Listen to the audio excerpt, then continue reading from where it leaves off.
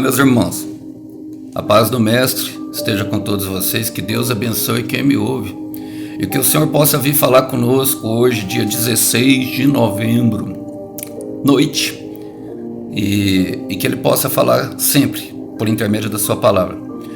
O texto para nossa breve reflexão encontra-se no Evangelho de Jesus Cristo de Nazaré, o Todo-Poderoso Deus. No capítulo 4, eu quero ler a partir do verso 35, diz assim: Ao anoitecer, Jesus disse aos seus discípulos: Vamos atravessar para o outro lado do mar? Com ele a bordo partiram e deixaram a multidão para trás. Embora outros barcos o seguissem, logo uma forte tempestade se levantou. As ondas arrebatavam sobre o mar e começou a encher-se de água. Jesus dormia na parte de trás do barco, com a cabeça numa almofada. Os discípulos acordaram chamando: Mestre, vamos morrer, o Senhor não se importa? Jesus despertou, repreendeu o vento e disse ao mar: Silêncio, aquiete-se. De repente o vento parou e houve grande calmaria. Então Jesus lhes respondeu: Por que estão com medo? Ainda não têm fé? Apavorados, os discípulos diziam uns aos outros: Quem é este homem? Até o vento e o mar lhe obedecem. Glória a Deus.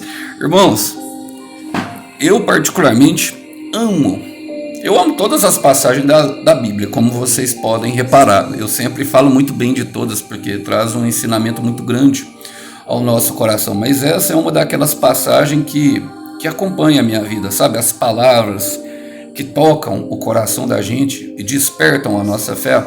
Eu quero falar um pouco aqui do evangelista João Marcos, que é justamente o autor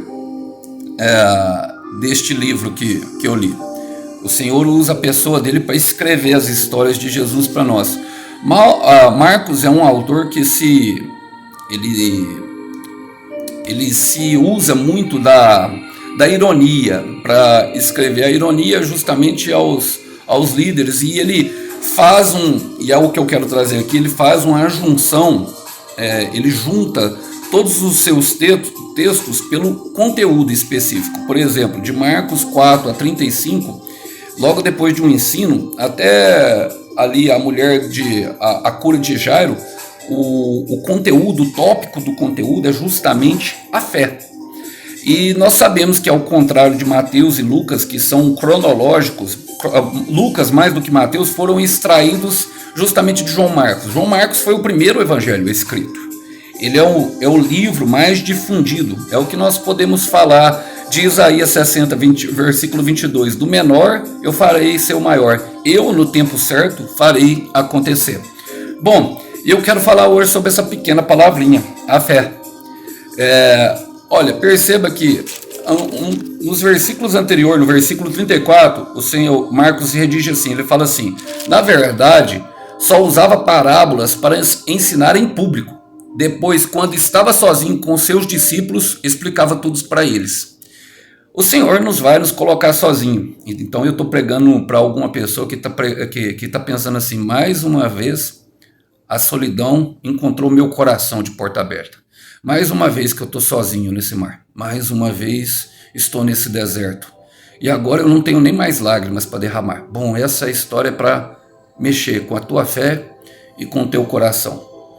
Irmãos, logo depois que explica tudo, como que o Senhor explica? O Senhor nos coloca no exercício da fé. A palavra começa a falar e eu quero trazer as aplicações para a nossa vida. Ele fala: ao anoitecer, Jesus disse aos discípulos, ao anoitecer, irmão, em Salmos 30, versículo 7, fala que o choro pode durar uma noite, mas a alegria vem pela manhã. E normalmente, quando os problemas vêm, nossa mente, nosso coração entra em trevas. É normalmente à noite que as piores coisas acontecem, durante a madrugada. É por isso que o Senhor ama que nós busquemos Ele de madrugada. Não é um exercício religioso de acordar de madrugada, é porque é durante a madrugada que vem a insônia, a ansiedade que bate às 3 da manhã, preocupação lá no futuro, o pensamento lá no passado, das coisas que nós que aconteceu e que nós estamos tentando mudar para que o nosso futuro seja diferente. Então é no anoitecer. E é justamente nesse anoitecer que vem o nosso teste de fé. E o Senhor dá uma ordem. Jesus disse aos discípulos: vamos atravessar para o outro lado. Repare que ele fala vamos. Ele não fala vão, igual da outra vez, igual o de Mateus 8. Ele fala vamos. Dessa vez Jesus está no barco. Dessa vez é um teste de fé. Vamos chegar do outro lado. E qual que é a certeza que nós temos? É que se nós não desistirmos, nós chegaremos do outro lado. Então eu estou pregando aqui para uma pessoa que está com vontade de desistir. Eu quero te falar, meu irmão, mesmo que esteja em trevas, mesmo que você, minha irmã, não esteja conseguindo ver nada, com referência à promessa que te deu, Deus não é menino. Deus não é menino, ele até usa o menino, e eu sou fã justamente do homem que multiplicou o pão justamente porque ele usou um menino. E ele ensinou o significado da palavra perdão. Então nós devemos confiar, porque ele não é menino, ele não mente. Vai acontecer, sabe? Deus não trabalha com projeto, com obra inacabada. Aquilo que Deus começa, Deus termina. Eu quero repetir isso para que entre no teu coração. Aquilo que Deus começa, Deus termina. E o que representa o mar? O obstáculo. Vai haver obstáculo. É os obstáculos que exercitam a nossa fé. É aquilo que se apresenta diante de nós, que nós colocamos em prática tudo aquilo que nós aprendemos. Em Êxodo capítulo 14, versículo 15, o Senhor diz a Moisés: Moisés, por que clamam a mim? Digam ao povo que marche. Há o tempo de orar, mas há o tempo de atravessar o mar. Em algumas vezes o Senhor vai abrir o mar, em outras vezes ele vai nos fornecer um barco. Eu creio, meus irmãos, e a palavra fala que nós estamos sendo aperfeiçoados para ser parecido com o Mestre.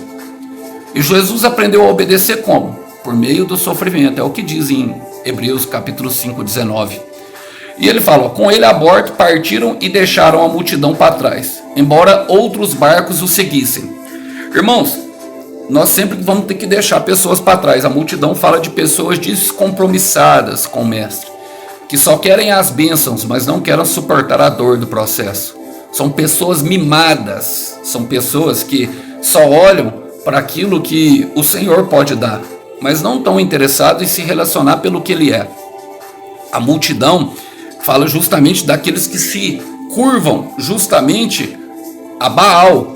Em Daniel capítulo 5, no versículo 25, eu gosto sempre de usar esse texto porque Sadraque, Mesaque e Abednego não se renderam a outros deuses, antes preferiram ser lançados na fornalha e confrontaram o rei, falaram: ó rei Nabucodonosor, o nosso Deus, nós não inclinaremos diante de outros deuses, porque o nosso Deus é fiel para livrar da fornalha, mas mesmo que Ele não nos livre, nós mesmo assim continuaremos a adorar a Ele.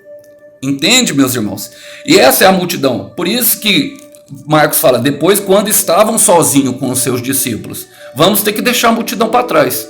E na multidão pode estar familiares, líderes religiosos, pessoas, meus irmãos, que não fazem parte do propósito, mas que depois, embora outros barcos o seguissem, pode ser que eles estejam seguindo de longe. Eles podem não vir agora, porque você nasceu para liderar. Eu estou pregando aqui para pessoas que nasceram para liderança.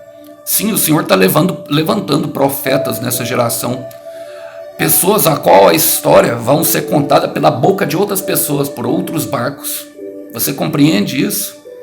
Você compreende por que o seu barco, sabe, nesse mar, ele parece que está mais agitado? Você compreende por que você parece que sofre mais que as outras pessoas, até mesmo que da sua família, e eles não compreendem? Deus está te colocando num lugar solitário, e fala: logo uma forte tempestade se levantou, as ondas arrebatavam sobre o barco e começou a encher-se d'água. É nesse momento, meus irmãos, é nesse momento que nós pensamos em desistir, porque o Senhor deu a ordem. Se o Senhor deu a ordem, tá tudo bem, nós vimos Ele fazer maravilha na vida da pessoa, mas o barco começa a encher d'água, e a pressão que aumenta, o coração que vem na boca, a dor que explode no peito, e nós pensamos: vamos parar. É nesse momento que nós vamos parar. Mas o barco se enche de água com uma motivação, com um propósito específico. Aleluia! Não pare. Olha, perceba, Jesus estava na parte de trás do barco, com a cabeça numa almofada. Eu estou rindo, mas é de nervoso, meus irmãos. Eu estou rindo, mas é de nervoso. Ele é o Filho de Deus. de João, capítulo 5, versículo 4. Essa é a fé que vence o mundo, a fé no Filho de Deus. Mateus 6, 33. No mundo tereis aflições, mas tende bom ânimo, porque eu venci o mundo. Aramandaraia. Ele dormia na parte de trás. Eu olho isso, parece até uma tiração de Jesus. Parece que ele está tirando sarro com a nossa cara. Não está vendo o barco encher d'água, a pressão aumentando, o coração no peito, acordando às 3 da manhã com ansiedade. Essa ansiedade que domina o nosso coração. Vamos dormir chorando, acordamos mais dolorido ainda. Mas Jesus ainda dorme.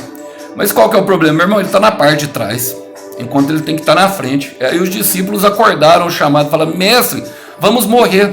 E é justamente isso, meu irmão, que ele se coloca na parte de trás. Ele deixa o nosso livre-arbítrio. Nós escolhemos aonde nós colocamos Jesus na nossa embarcação. Nós escolhemos o que nós faremos com os ensinamentos do mestre. É nossa escolha, sempre. Jeremias, no capítulo 21, no versículo 8, ele fala: escolham entre a morte e a vida, ou seja, entre o pecado e Jesus. E o simples fato dele estar lá atrás, irmãos, perceba que tinha uma almofada.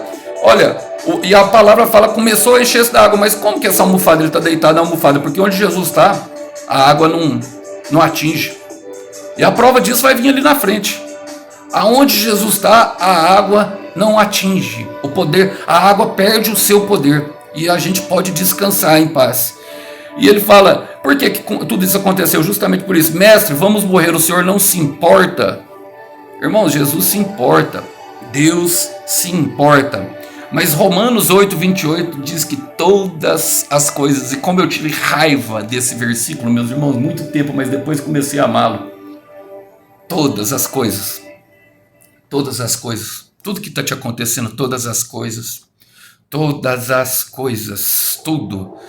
desde que você se colocou no caminho, todas as coisas concorrem para o bem daqueles que amam a Deus. Todas as coisas, tudo que você está passando, tudo está te encaminhando ao propósito, mas está também fazendo você clamar, é conversar com Ele, falar com Ele e falar com sinceridade. Vamos morrer, o Senhor não te importa. Eu contei a história da mulher aqui, a mulher que perdeu o marido, logo depois 10 parentes dela foram assassinados no prazo de um mês. Ela saiu na rua desesperada no seu bairro. Ela olhou para o céu e falou assim: o Senhor não gosta de mim? Quando ela usou essa frase, o pastor saiu lá de dentro da igreja. Ela nem viu o que estava passando na igreja. O pastor começou a falar no microfone: sai da frente de todo mundo, que eu preciso falar com aquela mulher. Ele chegou lá na frente dela e falou: hoje cessa o sangue na tua casa e a salvação chega à tua casa. Tu não te importas? É que eu estou na parte de trás, eu não posso fazer nada. Você me colocou ali num cantinho. O plano é meu, o propósito é meu, deixa eu executar ele. Jeremias 29, 11. Porque os meus planos são bem maiores do que os teus, e os meus caminhos são mais altos que os teus. O Senhor tem um plano para te dar paz e esperança. E depois de toda tempestade vem uma bonança. Eu quero repetir: depois de toda tempestade vem bonança. Jesus despertou. Com o quê? Com a tempestade? Não, com um clamor. Jesus despertou com a tempestade? Não, com um clamor. E o que ele falou? Repreendeu o vento e disse ao mar: silêncio, aquieta-se. De repente o vento parou e houve grande calmaria. Depois da tempestade, uma grande bonança. Irmãos, e aqui mostra o poder da palavra. Em Hebreus 11, 1 fala a questão da fé, que ela mostra a realidade daquilo que esperamos, mas ainda não vemos. Ela é uma firme convicção das coisas que não vemos. Nós esperamos, mas não vemos. Mas no versículo 2 ele fala, assim: pela fé, pessoas em tempos passados obtiveram aprovação. É pela fé que nós temos a aprovação. E ele fala assim: pela fé entendemos que todo o universo foi formado pela palavra de Deus. Assim, o que se originou Assim, aquilo que se vê originou-se daquilo que não se vê. A gente não vê as palavras, a gente ouve as palavras. E por isso o anoitecer, porque é na escuridão que é o treinamento. É para você não ver, é para você ouvir, para você identificar as palavras. E uma boa forma de ver, o que contamina o coração do homem não são as palavras que entram, porque as palavras, se for de fé, as palavras que saem dela. E, não as palavras que saem, mas as palavras que entram. E é justamente isso que nós devemos mudar. Colocar palavras de fé no nosso repertório, sabe, de ouvinte. Palavras de fé e declarar essas palavras dia e noite. Declara dia e noite, meu irmão, que a promessa vai acontecer mesmo que você não veja, até que se torne um firme fundamento. Naquele momento ainda não era firme, mas Jesus estava ensinando. Então não se afaste de Jesus. Não se afaste de Jesus. Ao contrário do outro, de Mateus 8, lá ele acalma primeiro os discípulos e depois a tempestade. E lá os discípulos estão sozinhos. Aqui ele acalma primeiro o vento e depois os discípulos. E ele fala para os discípulos: por que estão com medo? Ainda não têm fé. E isso mostra para nós que nós jamais poderemos falar para Jesus como ele vai fazer. Ele sempre faz de uma forma, é sempre diferente. Nós não podemos traçar o caminho que ele tem para nós. O caminho é dele. O plano é dele. É nós que devemos nos submeter à vontade dele. É pela fé, meu irmão. É pela fé. E aí, apavorados, os discípulos diziam uns aos outros: quem é este homem? Até o vento e o mar lhe obedecem. Eu estou pregando aqui para pessoas que têm passado por fortes tempestades no meio do deserto, que a noite é escura, mas eu quero repetir Salmo 30, versículo 7. O choro pode ter durado uma noite, pode ter durado dias, pode ter durado meses, e ter durado anos, mas vai amanhecer. Sabe por quê? Que precisa do clamor, para que ele se desperte, porque talvez o vento, ainda por causa da nossa pequena fé, não obedeça a nossa voz, mas a voz do Mestre sempre se calará todos os problemas. Eu gostaria de deixar essa meditação com vocês hoje, meus irmãos, que vocês possam ficar na paz que guarda a nossa mente e o nosso coração. Que Deus abençoe. Até uma próxima mensagem. Tchau, tchau.